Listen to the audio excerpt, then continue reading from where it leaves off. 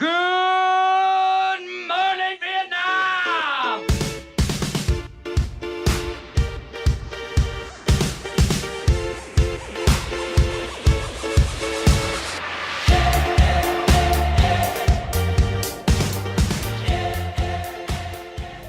Welcome back. This is the Valley Voice. I'm Dillon Tartaglia. I'm Wyli, Erlechman. And long time no see, right? It's been a while now, but here we are back and better than ever. And a lot has happened in the past couple weeks. A lot. We've been missing out. Right.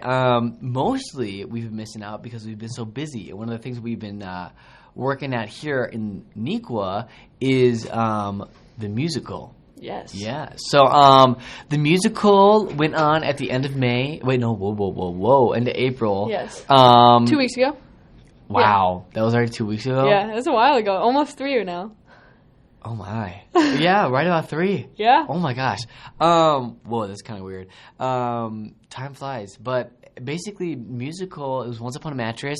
And a little different than normal. Yeah, exactly. Not as many people. Right. I was just heard gonna, about it. Yeah. It was different this time around because it wasn't like Beauty and the Beast, and it wasn't like Millie, where some people knew Millie, but everybody knew Beauty and the Beast, and it wasn't like Fiddler on the Roof. It was a musical that no one really knew about. Right. And I was in the cast of it, and not gonna lie, everyone was like, "What?" Yeah, going in, you guys were probably like, "What is going on?" Yeah, going in, everyone was like, "I don't want to do it." And I know for me, like, I do comedy, or I try to sometimes. I was gonna say that was kind of cocky, right? No, I know. Like, it's you consider yourself a funny person. not even that. I just do things like improv show. It's supposed to True. be funny. Speech is supposed to be funny. Okay. And so doing the show over and over, I was like, these jokes are not funny. And the director has his fair share of funny things that he says, Right. but I'm just like, oh my God, this is not good. And what was so, I would say, I think it was kind of invigorating when the first Thursday night audience was there and everyone laughed at everything. Really. Yeah, no, you were telling me how like worried you were, and I went on Thursday, and I was like, I don't know what you're worried about. Like, it was funny. Like, I was laughing. And I knew, like, the premise of kind of what was going on through, like, you guys and, like, Tina and Rita and everything. So, like, we had a general basis going in of, like, what it was going to be and, like, some of the songs. But, like, it was funny. And, like, you guys did a really good job. And it was cool to see. And, like, you guys really were. And I think it's hard, like, because you had such not an off script, but, like, an odd. Yeah, it was a really different show, and in fact, like, Ponarelli, the director, like, rewrote a good majority of it because he was like, that's not funny, but this is, and so for all of us on the cast, we all had to kind of take the leap of faith. With them, and it worked. My gosh. You guys really you guys getting into it and just like really playing your roles and like. You guys just had fun with it. Like, you, like, looked like you guys were having a good time and, like, knew what you were doing. And, like, it was very good. And it was it was fun, not going to lie. As a senior year, when I heard it was Once Upon a Mattress, I was like, well, this is great. This is a horrible senior And especially because you've had Fiddler on the Roof, Beauty and the Beast. Millie was all right. Yeah. But, there's been some really good classics that I'm like, oh, my gosh. But I wouldn't change it because it was a lot of fun to do. Yeah. And as compared to last year, a lot of people kind of in the cast were really dramatic, just theater kids being theater kids, right? But this year it just seemed a lot more fun. So it was good. It was a good time. The premise of the musical itself was a spin-off of Princess and the Pea. So it was kind of like a spoof of an old fairy tale. So take like any children's story. Honestly, when you first told me that, I was like, because I know like some of the choir people who were going but weren't in it were like, they had watched it in choir. Yeah. Like they had watched it and they were like, Yeah. But like when you told me that and like I hadn't looked it up at all and I was like, what is this going to be? Right. I was like, I have no idea. And like, it's, ouch. I know. And it was weird because. Yeah, a bunch of the choir people watched the movie, and the movie is actually horrible. Yeah, I know. Like, the movie legitimately I was scared. is I was so like, no. bad. And I was like, oh, my gosh. So, yeah, just take any children's story and spoof it. And that's what it was. So if you didn't come and see it, it was a good time. It was fun. Had a little malfunction on Saturday. I was gonna say on on Saturday, and a lot of things inside you don't get delays, right? Because if the weather outside is frightful, the fire's so delightful, right? Look at that. All right. So inside the theater, though, there was a leak in the roof. So first of all, everybody was really confused because no one knew what was going on. We're like, okay, everyone was 7:05, 7:10. The time is ticking backstage, and all of us are in our places. And we're like, what is happening? And if you weren't there, there's the pre-show announcement given by the Queen, and so at first we're all expecting to hear this girl's voice, right? Because that's like you're like, okay, we're going. Yes, yeah. The whole put your phones away, blah blah blah blah. That whole spiel is given by a girl's voice, and so we hear a guy's voice get on the speakers, and we're like, oh no, what's happening? And it was Mr. Kellner's voice because he's up there working in the booth, and he tells us that there's a leak in the auditorium. Mm-hmm. So all of us are freaking out backstage. We're like, what's happening? The leak lasted for like 45 minutes. It was like a 45-minute delay. But it wasn't as much. It was they were checking and like making sure everything was safe and like so it wasn't like. Yeah. Yes, it was leaking throughout, but like. Yeah, it was weird. And if you weren't there, I played the jester, so I had a little juggling halftime intermission bit. And I was like, hey, Ponarelli, I don't like angry people. People were getting antsy, too. Right. Like, I was there, and I was like, I would get antsy. Like, I just want to see the show. I'm not wasting time, 45 minutes. So I actually put on, like, a 20-minute little improv. Intro, like, I don't know. Intro to the musical. It was cool. It was cool. And I got the whole crowd to sing some songs with me. So that was a fun one. It was a time. You're definitely going to remember. I will remember that. That's a crazy time. It was like, wow, that actually happened. Yeah. But there has been everything for the past 4 years for that stage. So it was a good way to go out. Yeah. So yeah, if you weren't able to see the musical, you got to see it next year. I don't know what it is going to be next year, but I know it's going to be good. So try to make it out. And for the Valley Voice, we're going to take a quick break. A radio show big enough for the entire district. Back to the Valley Voice. Here's Wyli Erlechman and Dillon Tartaglia. Welcome back to the Valley Voice, and we got a good one today. We are talking about one of my favorite things. And favorite people. And favorite people of all time. When I say the words river monsters, oh my gosh, wow. How many years of your life have you been watching the show? Too many years. It's a TV show on Animal Planet, and this is the final season. There's been like 9 or 10 seasons. That's okay. Yeah. That's a beating. That is a beating. We'll explain it, but if you haven't seen River Monsters, basically the most interesting man in the world, Jeremy Wade, he talks like this. I'm Jeremy Wade. I've been around the world fishing for fish. But basically what he does is he investigates these stories, right? And like these stories of people getting injured and dying in water. And I don't know if you know, but like the water is pretty kind of weird. Like, what is over there? Yeah, no, the other day I was thinking about it, like, because we were watching one the other day about like the fish that were eating like people from inside out. And it was really gross and nasty. But like, I was like, people sometimes ask like, okay, would you rather live on land or in water, like, or if the land was taken over, would you live in water? And like, as soon as I saw it, I was like, heck no. I was like, land is all. I can see everything. There are so like the path of evolution underwater is bizarre. It is so. Wow. But River Monsters, right? So it's the last season. Jeremy Wade, and he's pulling out all the big guns. Oh yeah. If you are interested, catch it on Animal Planet Sunday nights. And Sunday nights before the actual show premieres, there's like they just go back in time because there's like a decade of Jeremy Wade. So many. What I think is funny. Quick little random side note is that he doesn't look like.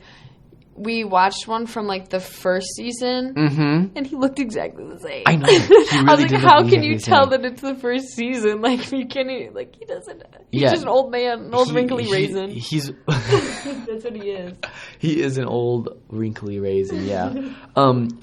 imagine, okay, so he's got a little bit of a British accent. It's kind of like, it's a very... He's really dramatic. Really dramatic. Like, you're like, okay, you're walking onto a boat calling yourself. He's like, I don't even know. It is quite dramatic, though. And what he looks like, take like a tanned arm, okay? Yes. And then like take the skin off the arm and like crumple it into a little ball. And then put it back on. And then put it on his face. With little white... And that's his face. So it's all tan and wrinkly, okay? He's got ice blue eyes. When those eyes look at you, you're just like, oh, Jeremy. And his hair is this white hair. It's nasty. It's nasty. We'll talk about the hair in a second because Jeremy Wade's a funny guy. And his teeth, oh my gosh. They're a little odd. They're quite odd. Nasty. They're really kind of gross. Not gonna lie. Like if I talked to Jeremy in person, it'd be a bit distracting. It definitely would. But this guy, we'll talk about the hair before we talk about what he does. Yes. The hair. So after the episode, he takes viewers' questions, and one of the questions was around what do you use to shampoo on your trips? Like what brand? Yeah, because he goes on trips like to the Amazon for like months, 3 weeks at a time. Yeah, and right. you're just like, what do you use? Because you look the same every day. And Jeremy went on a hardcore rant. Yeah, he was like, he shut this guy down so fast. He was like, no. He's like, bad for the environment, bad for everything. And he was like, I just don't understand shampoo. Like, you use shampoo to get rid of the oils in your hair, and then you replace the natural oils with artificial oils, and you do that every day. What I do is I just take my hair, I scrub it, and I leave the oils in it. And it was just like the ultimate... But now, ever since then, you just look at your hair and you're like, it's a greasy mess of white nothingness. Yeah. First of all, he's like no hair. He's like losing his hair. So I got some thick hair, and I'm telling you, like, if I went that long without a little shampoo, it would be gross. So, what a guy. But I think the most amazing thing that Jeremy does is my man crush. Is when he fishes, you know? He's so dedicated to his craft and what he does. It's so cool. It's not fishing, it's something else. No, it definitely is. Because he was describing, he was like, one of the questions was, don't you ever get bored when you're fishing? He was like, well, every single moment is a moment that something mythical might happen. And it's just like his thought process and the way that he goes about fishing is so like, wow. Yeah. You get some dedication, man. Yeah. And definitely whenever he fishes, I want to get out there, rod and reel, and catch a river monster. Yeah, no. We got some... No, the recent ones that he's been getting, though, are so hardcore. Because he's moved from river to... Yeah, he's moved from river to ocean. Yeah. No, well, I think my favorite one was the octopus. Yeah, that was cool. So basically what happened was there was this... it was kind of like in the... not the Bahamas, in the... Virgin Islands. Yeah. Super beautiful water. But basically what it was, so like, imagine... a plate. Imagine a sheet of cookies, okay? And you take a cookie cutter and you place that down and you take the cookie out of it. So you have like your big dough platter, and then you have a little hole. So the dough platter is land, and there's these little holes, thousands of feet deep. Right, it's like drilled in. Like imagine just something just drilled it in, and they're all connected underneath the land. And Jeremy Wade was like, what is this fish? Because the mystery was all of a sudden... There's this mythical creature that has tentacles but looks like a shark because it grabs the people with the tentacles and it eats them with the shark teeth. Right. So Jeremy was like, okay, look, I'm not stupid. That's not a real thing. Right. But what is? So he's catching all these things and he's like, there's only one option left. Right. The world's largest octopus. Right. And he at the end of the video, at the end of the TV show, he goes scuba diving like hundreds of feet down and he's just scuba diving. He's like, wait a minute, this looks like an octopus can be in here. And he ends up like finding this huge... It was massive. Huge octopus. So pretty though. Oh my gosh. Truly terrifying. Yeah. But like, wow. It was really cool. And as Jeremy Wade always says, fish on. So fish on, Valley viewers. This is Valley Voice. We're going to take a break real quick. Talking about the things that matter to you. Back to the Valley Voice. Here's Wyli Erlechman and Dillon Tartaglia. Welcome back to the Valley Voice. I'm Dillon Tartaglia. I'm Wyli Erlechman. And we are taking our discussion to the skies. Sound like a Six Flags ride. Mm-hmm. The X-Flat recruits. Yep. What we're talking about today is a nice, beautiful thing that happens. The last time it happened was, I forget the number, but I think it was 2,517 years BC. Oh my gosh. So, it's 2,000. So now, it's before 2000, we created numbers. That much backwards. Yes, seriously so double, backwards. 4,000 years ago. 4,000 years ago. Wow. What is the Jewish year right now? 57, 70 something. Oh, so right. About, yeah. A long time ago. Yeah. Long time ago, a beautiful thing happened. And first of all, it scared everyone to death. It was a total solar eclipse. Oh, you were saying that happened the first time this ever happened? Well, it happened before, but the first time people saw it. Oh, yeah, okay. That was the last time they saw it. Mm-hmm. A total solar eclipse. So what happens is, this is when the moon fully blocks the sun. And so in the middle of the day, all of a sudden the sun just starts to go away. But it's not a sunset. No, but if you've never seen this before, you're like, the world is ending right now. Yeah, completely. Like we're all so gonna before die. you guys all freak out, we're going to let you know the next time it's happening. We are really lucky because in the U.S., it's going to be happening right here. And on August, I believe, yes, August of 2017. That's this August. That's in a couple... Few months, yeah. Few months. August 21st, 2017. In our area, a total eclipse will cross the entire country. So basically what's going to happen is... just imagine just a normal daytime. The sun and the moon will move together in one. It's kind of really creepy, but the sun and the moon will... What? So they come up at the same time? They will come up... I don't know if they come up at the same time, but at one point the moon will start coming up. Yeah, well, the moon is always out. Right. So it just depends on when... when we don't see the moon at night, that's because the moon is in front of us in the daytime. Correct. Yeah. Yeah. So, basically, the moon and the sun, the moon and the sun will be moving together. Okay. On the same plane, on the same visible plane as us. So basically, what it's going to do, just imagine Seattle all the way till about Nashville. That's going to be where the sun is completely blocked out for an entire day. But it's still sunny. No, it'll be dark. Like night dark. Almost as dark as night. What? Yes, because the sun is being blocked out. Imagine but everywhere it's going to be that dark, right? Everywhere in its path, it'll be dark like that. Yeah. Oh, okay. So basically, the main destination where it'll be a dark, dark hole is in that Nashville. But what's really close to Nashville is the St. Louis and Southern Illinois region. So it's really cool because it's not only a total solar eclipse that you'll be able to see a bunch of videos, but it's an area that we can actually drive down to see. It's a bit of a drive, not gonna lie, but if you hit St. Louis on this day, you will see a full total solar eclipse. For the people who don't want to drive all the way, and you stay around Chicago, well, you obviously have to see it no matter where you're at. Right. We won't see a total solar eclipse, but imagine taking your hand, your palm is facing the ground, and you're making a bit of a C. So that kind of rainbow arc. So you get half dark, half. Yeah, that's what we will see around us. Okay. So we will see a partial solar eclipse where the sun is being blocked out partially by the moon. Right. But just a very, very, very cool time.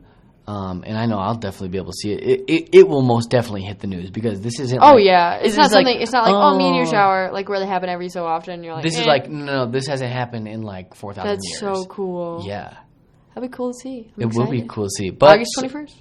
Yeah, it's here in the valley. Nice solar eclipse. But if you wanted to travel outside the valley, check out St. Louis. And if you're down in Nashville, that'll be a party. Oh, yeah. It'll be awesome. Check out the solar eclipse, and we're going to check out here in this Valley Voice and take a break really quick.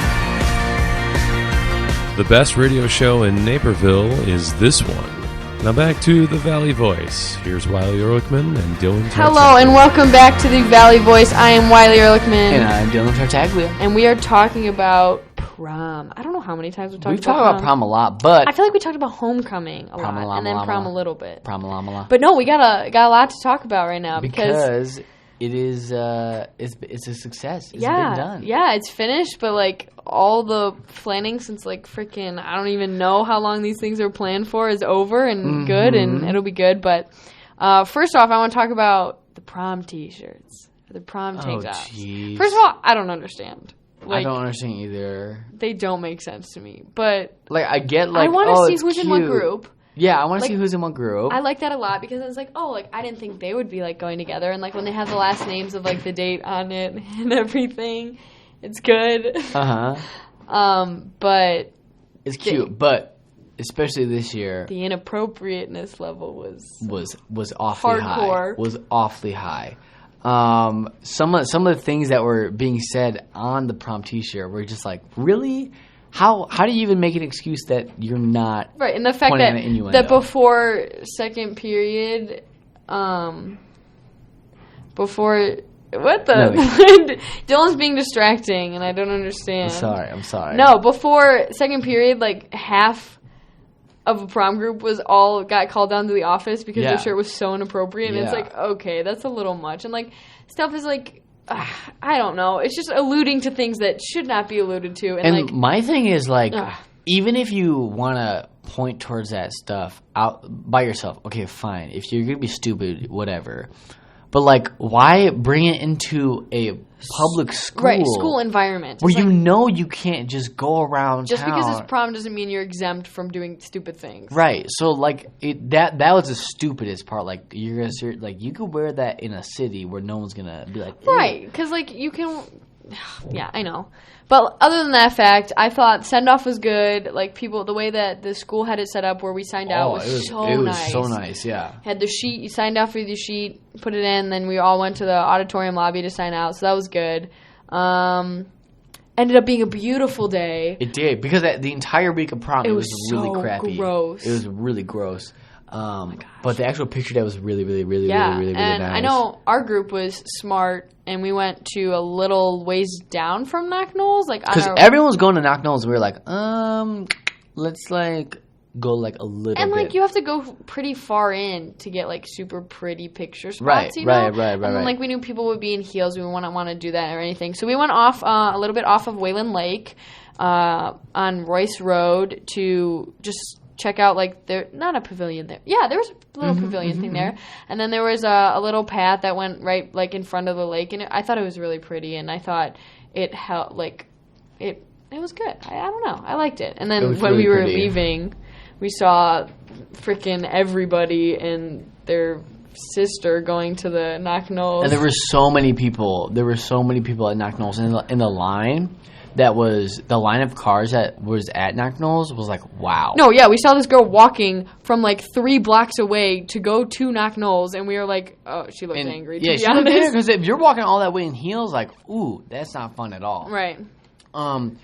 Besides the pictures, the actual prom itself, the actual dance itself, I know every single dance that there is, everyone's like, the DJ sucks, but this time, guys, seriously, it was very bad. Pretty venue. I know you went last year, and I was glad you didn't tell me what it was like, because I kind of wanted to just see for myself. Mm-hmm. But it was very pretty, gala type feel, you know what I mean, with the room and the tables. It was very pretty, but yeah, the music was lagging a little. And not even that, the DJ blew his speakers out in the first 2 songs. Yeah. So we were in 20 minutes of silence. So we were sitting waiting, and then we ate, and then we were waiting, and then I know you guys went up at 7:45. You're like, nah, we're gonna start dancing. This will be good. And then at 8, when they started and they played the first song, and then okay, and then they faked everybody out, and yeah, and literally the speakers just exploded. Yeah. So I mean, that was a little. It was a bit much. And the most frustrating part about it was the music was so bad.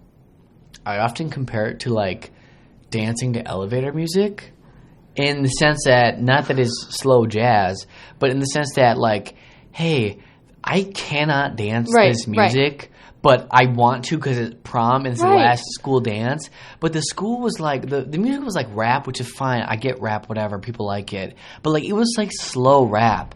So so it wasn't even rap you could sing to or like bounce to. You know what I mean? It was just like, you're like, It was really just like, and then when they played like some throwbacks, they were like, oh my God, I remember this song. They played it for like 10 seconds. And you were like, thanks. And then they played Who Let the Dogs Out, and we're like, okay. People. I thought we, like, our group did a really good job of just, like, making good time out of it, though. But, like, I could see if, like, you were, like, not by yourself, but if you came with, like, 4 other people or 2 other people. It'd be a bit like, you'd be like, what can we do? Like, I don't want to be in the center and be all hot and gross and too many people. But, I don't know. But, like, you can't really dance. After prom was the talk of the week. There was no one here on school on Monday, which kind of bothered me.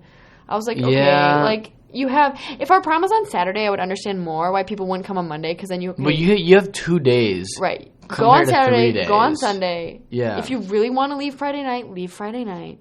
But go on Saturday, go on Sunday, come back Sunday night, you are fine. Like, I don't think Monday is a very, I mean, like, necessity to miss. Wow, I can't. Right, and it's just like, I don't know, like, I get doing something, but after homecoming, people don't run around. Exactly. And, like, we went to Six Flags on Saturday, and I thought that was awesome. It was awesome. Like, and then I was so freaking tired.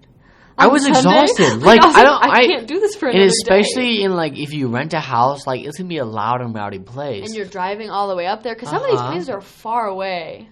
Yeah, and they're also, they all go up to Michigan, which I think is so stupid. Because if you're getting by a lake house, you're going to want to swim, but it's colder in Michigan. Exactly. I don't know. Like, we saw the Snapchat stories of people on the beach, and it looked like a freaking hurricane. Yeah, because it was windy. It was windy. We were cold here with clothes on and, like, coats and, like, and people were at the beach like, so, yeah. Overall, yeah. It was good. It was a good time. For next year's prom, these are all rumors, but what I've heard is that Nikwa signed a 20-year contract with Drury Lane. That's the place that we were at this year. So that's why it's been on Fridays for the past 20 years. But it's supposedly moving to Saturday next year. And True. And probably not at Drury Lane. False. You probably will be at Drury Lane? So there was this whole thing with Dr. Fuhr that went on because I talked to a student council person. And they were saying that yes, the contract did expire, so you're right on that fact, but they signed it for at least 1 more year, I think, because since they already had the position, like, that they were in and, like, the spot reserved, they're like, okay, well, we're figuring out, well, we still need, like, a bye year sort of thing, so it might be for the sophomores, it might be moved, but it's definitely on Saturday, but it might be moved to locations. Well, and, sorry to break it to you juniors, but it's not going to be at the Shed next year. Sorry. It's literally been a rumor for the past probably 8 years. Small private schools can do it because where they can transport everybody, but like we would not be able, and you can't be liable for that many people getting that far down there. It's like 1,000 kids. You just can't. No. And so, sorry, I know it'd be nice and cool, but you can go to the Shed on the weekend. And you'll still have a ball at prom. It is fun. Make the best of it, no matter what happens. But yes, and the prices are only going up. So one thing I wish I did, but I didn't do, is save change for the rest of your time at Nikwa. Oh, true. That'd be kind of cool. Because I know if you ever had Mr. Ricka went to Nikwa and he saved change from freshman year until senior year in jars. Shout out to you freshmen. If you're listening, start now, because the prices are only going up, and it's a real pain in the butt when you're like, "Hey, Mom, I need like $100 to buy a ticket." And if you're buying your partner's ticket, whoever you're going with, "Hey, Mom, can I have like $200 for tickets?" Crazy. So save up that money. It will come in handy. From the Valley Voice, I'm Dillon Tartaglia, and I'm Wyli Erlechman, and we'll see you next time. See you later.